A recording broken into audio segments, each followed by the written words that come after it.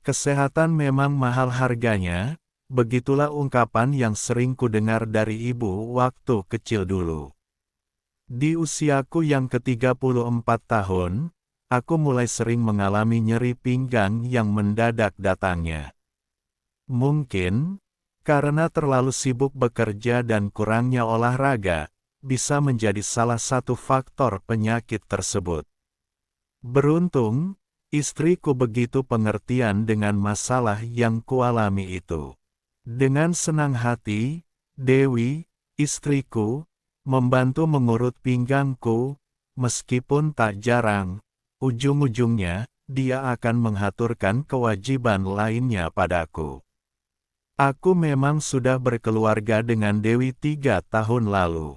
Meskipun di usia pernikahan kami yang ketiga tahun tersebut, kami masih belum dikaruniai seorang momongan. Baik aku dan istriku pun memaklumi hal itu, apalagi, kami yang sama-sama sibuk bekerja, tak terlalu mempermasalahkan hal itu. Namun, di sini aku bukan ingin menceritakan tentang hal tersebut, melainkan pengalaman indah yang pernah kualami, bersama wanita parubaya, bernama Mbok Onah. Pengalaman berkesan itu terjadi tanpa sengaja, dan hingga saat ini, semua masih terngiang di benakku. Dan semua itu bermula pada malam itu. Seperti sebelum-sebelumnya, sepulang kerja, punggungku terasa sakit. Bahkan, jika dibanding kemarin-kemarinnya, lebih parah malam itu. Semula, ku kira aku masuk angin biasa, karena memang, beberapa hari terakhir, cuaca sedang dingin, karena curah hujan yang tinggi.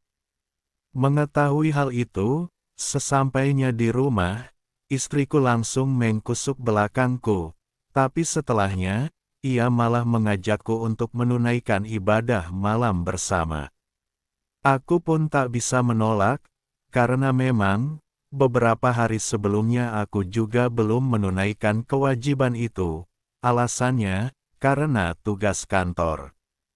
Menjelang akhir tahun, memang sedang padat-padatnya, sampai-sampai, aku melupakan kewajibanku kepada Dewi istriku.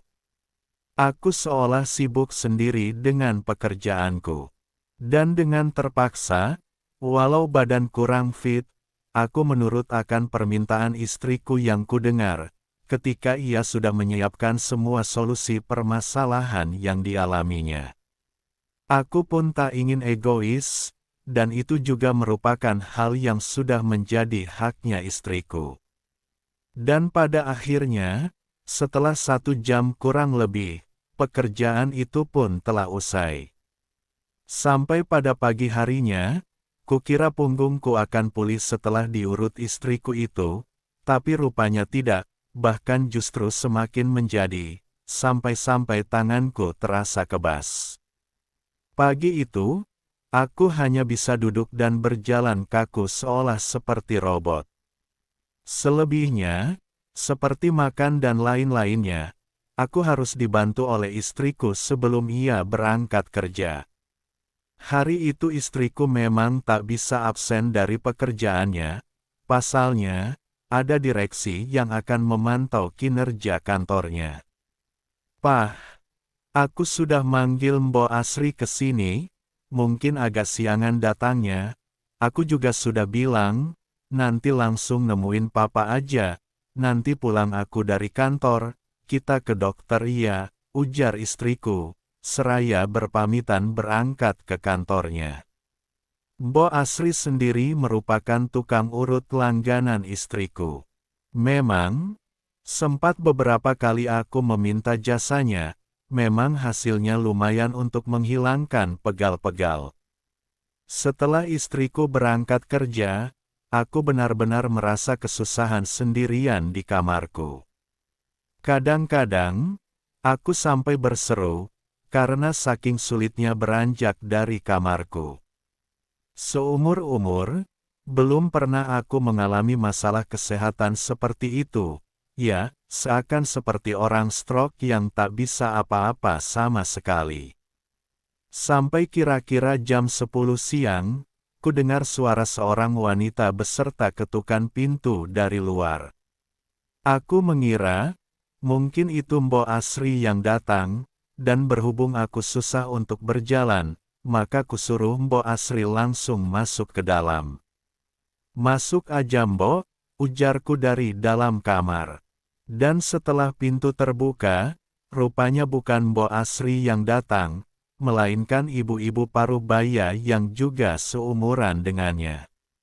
Nampaknya, ia membawa barang-barang yang sering digunakan Mbok Asri untuk membantu pelanggannya. "Ibu siapa? Mana Mbok Asri?" tanyaku heran. Ibu itu tersenyum canggung, "Mbok Asri nggak bisa datang Mas. Tadi dapat telepon, kalau saudaranya meninggal," ungkapnya yang masih mematung di depan pintu. "Jadi ibu yang gantiin Mbok Asri?" tanyaku. Ibu itu mengangguk, dan aku berpikir, daripada tak ada yang membantu, aku mengiyakan saja semuanya. "Ya udah Mbok, tolong urutin ya, badan saya semuanya kaki," ucapku. "Iya, Mas reba aja dulu, Mbok numpang kamar mandi dulu ya," ucap nih, dan ku jawab dengan anggukan. Sekembalinya dari kamar mandi, ibu tersebut segera duduk di tepi tempat peristirahatan, dan langsung membantuku yang terbujur kaku. Di tengah kesibukan itu, kami ngobrol basa-basi ngalor ngidul, sampai akhirnya aku ketahui, jika beliau bernama Sarkonah, atau biasa dipanggil Mbok Onah. Beliau adalah seorang janda tanpa anak, yang rupanya berasal dari satu desa dengan Mbok Asri dan pekerjaannya juga sama, tukang urut juga. Hanya saja, beliau lebih sering menerima jasa di penginapan, daripada di komplek perumahan. "Ini sih bukan encok Mas, tapi masuk angin, enggak bisa cuma diurut saja," jelasnya. "Ya udah, gimana baiknya aja Mbok," ucapku menyetujuinya. "Sebentar Mas, Ibu ambil koin dulu di motor," ujarnya, sambil beranjak pergi. 5 menit menunggu, Mbok Onah rupanya tak kunjung kembali juga. Sementara aku yang menunggu lama, mendadak ingin buang air. Sampai akhirnya, daripada kelamaan nunggu, aku pun berusaha berjalan sendiri menuju kamar mandi sebisaku. Dengan susah payah, aku berjalan seperti robot. Tapi, ketika baru beberapa langkah beranjak, mendadak Mbok Onah datang menghampiriku. "Mas mau kemana?" tanyanya sambil melangkah membawa balsem dan koinnya. "Ke belakang bentar Mbok," jawabku dengan suara tersendat. "Kok enggak tunggu saya toh? Kalau jatuh gimana?" ujarnya, yang segera membantuku. "Saya nggak apa-apa kok Mbok, saya bisa jalan sendiri," ujarku sambil terus melangkah, meskipun lambat. Biona pun mengangguk, hanya saja, ia tetap mengikutiku hingga kamar mandi. Mungkin, ia khawatir terjadi apa-apa denganku jika ditinggal sendiri. Setelah aku beranjak ke dalam, barulah aku berpikir, bagaimana cara aku membuka penutupnya, karena tanganku terasa berat untuk bergerak. Terpaksa, mau nggak mau harus minta bantuan. "Mbok, boleh bantu saya sebentar?" ujarku. "Kenapa Mas?" tanya Biona dengan sekenanya. "Ini, tolong bantu saya," ucapku, seraya melihat ke bawah. Mbok Onah yang mengerti akan maksudku pun kaget. "Oh walah, saya gak bisa Mas," jawabnya menggeleng. Aku menyadari, mungkin Mbok Onah jadi malu, apalagi beliau memang baru mengenalku. "Tapi, saya nggak tahu harus minta bantuan sama siapa lagi Mbok," ucapku. "Tapi, Mbok kan," ujarnya terjeda, dengan menunduk. Saya juga nggak akan minta tolong kalau memang nggak terpaksa loh mbok, ucapku sedikit tegas. Mungkin, karena iba atau apa, akhirnya beliau pun beranjak menyusulku. Dengan ragu, ia membantu memindahkan tudung saji tersebut, sehingga perahu motorku bebas dari pelindungnya. Hati-hati loh mbok, nanti kalau ada apa-apa, istriku bisa marah loh, candaku, meski jujur, dahdik-duk juga jantungku saat itu. Apalagi, Mbok Ona bukan hanya membantuku saja saat itu, melainkan juga menunggu hingga aku selesai, lalu mengembalikan ke tempat semula. Mbok ternyata pintar juga ya, kataku sambil tersenyum. Pintar apa sih mas? Soalnya saya juga pernah ngurusin masalah seperti ini loh, ujarnya. Wah, pasti senang suami mbok dong, dapat istri yang perhatian kayak mbok, ucapku. Masa sih mas? Tanya mbok Ona dengan tersenyum malu. Iya, kan para suami memang senang diperhatikan, apalagi, kalau, ucapku memancing. Mbok Ona yang mengerti kemana arah ucapanku, justru tersipu. Kuperhatikan, agaknya Mbok Ona memang telah lama tak mendapatkan hak beliau. Terbukti, beliau senyum-senyum saat obrolanku mengarah pada hal baik lainnya. Masnya ngomong apa toh? Ya udah, kalau sudah selesai, biar Mbok antar lagi ke ruangannya, ujar Mbok Ona. Aku hanya mengangguk dengan senyuman, menyetujuinya. Sesampainya di ruanganku, Mbok Ona pun melanjutkan bantuan tersebut. Namun bedanya, aku memilih untuk duduk di tepi tempat peristirahatanku, sementara Mbok Ona membelakangiku. Hal itu, agar memudahkannya dalam membantu mengerok untuk menyembuhkan masuk angin. Kalau lagi nyembuhin gini, ada yang minta lebih nggak mbok, tanyaku. Sejenak Mbok Ona menghentikan bantuannya. Ya, ada sih mas, tapi kalau yang seumuran masnya jarang sih, rata-rata, mereka milihnya pengobatan yang masih muda, emang kenapa toh mas nanya itu, ujarnya, sambil kembali membantu. Ya nggak apa-apa sih, saya kan cuma tanya. Terus, kalau biasanya, usia berapa yang sering mbok sembuhin? Tanyaku penasaran. Kebanyakan sih yang sudah uzur mas, tapi mbok males ujarnya. Loh, males kenapa emangnya mbok? Tanyaku. Ya gitu mas, baru disembuhin sedikit sudah siap, sahutnya. Maksudnya gimana mbok? Tanyaku yang juga tertawa. Meski aku tak begitu mengerti akan maksudnya. Ya, baru setengah jalan sudah selesai loh mas, jawabnya. Sontak aku tertawa, entah kenapa, obrolan itu justru membuat pikiranku piknik, bahkan gejolakan lainnya pun timbul. Mbok, kalau semisal saya minta sembuhin yang lebih, tambah berapa duitnya kira-kira, tanyaku.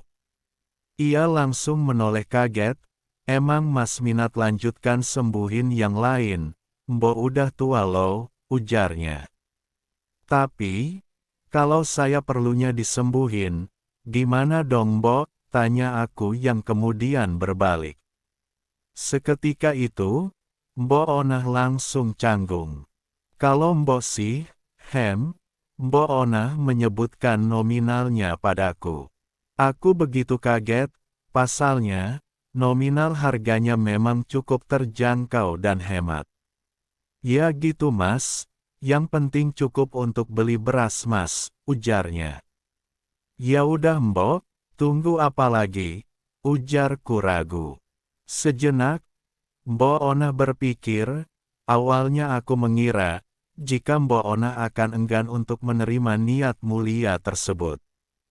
Tapi, sedetik kemudian, beliau justru merapatkan barisannya. Tapi, Lampunya mbok padamkan aja ya mas.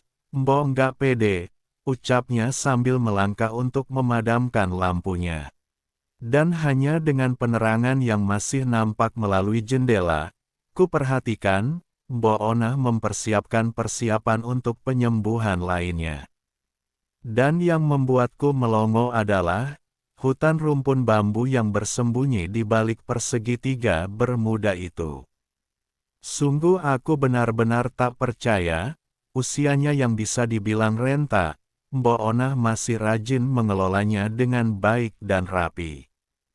Tentunya, rumpun bambu tersebut terlihat bersih sekali.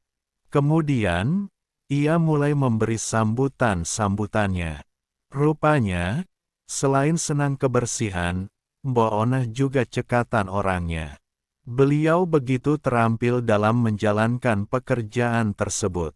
Maklum saja, mungkin dia sudah terbiasa dengan orang yang dia sembuhkan, makanya, di usia yang sudah renta, masih ada saja yang minta pertolongan darinya.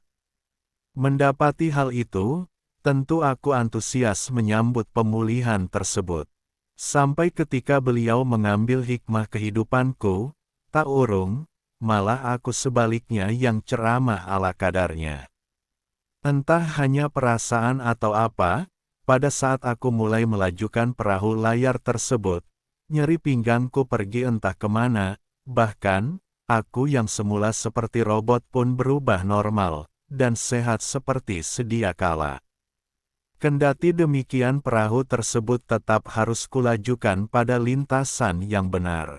Dari semula yang biasa saja, laju perahu layarnya justru semakin bertambah. Entah berapa kali dia tiba pada dermaga, tapi aku tetap konsisten menahodai perahu itu. Hingga pada akhirnya, aku benar-benar sudah sampai di dermaga yang kutuju. Masih encok pinggangnya mas?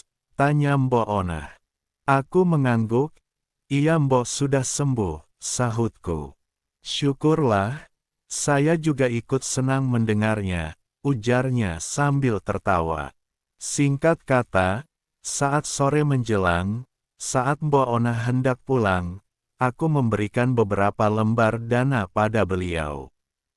Aku sengaja memberikan dana lebih, karena berkat beliau, semua masalah-masalah lainnya bisa teratasi juga. Ini kebanyakan mas uangnya, ucapnya. Udah nggak apa-apa, lagian, berkat proses penyembuhan dari Mbok, saya bisa pulih seperti semula, jelasku. Makasih loh, mas, kalau gitu, Mbok pulang dulu ya, ujarnya dengan senyuman riang. Entah mengapa, aku sangat bersimpati padanya. Dengan keadaan ekonomi yang pas-pasan, ia harus mencari rezeki dengan hal yang baik dan bermanfaat seperti itu. Saat beliau beranjak menuju pintu kamar, secara bersamaan pintu terbuka dengan sendirinya. "Ibu siapa?" tanya istriku yang baru saja pulang dari kantornya. Spontan aku kaget saat itu, tapi beruntungnya, istriku pulang pada saat proses penyembuhan telah usai. "Saya Mbok Onah mbak, Mbok Asri lagi pulang kampung tadi pagi, ada saudaranya yang meninggal," sahutnya. "Iya mah, tadi Mbok Onah yang gantiin Mbok Asri untuk penyembuhan," ujarku.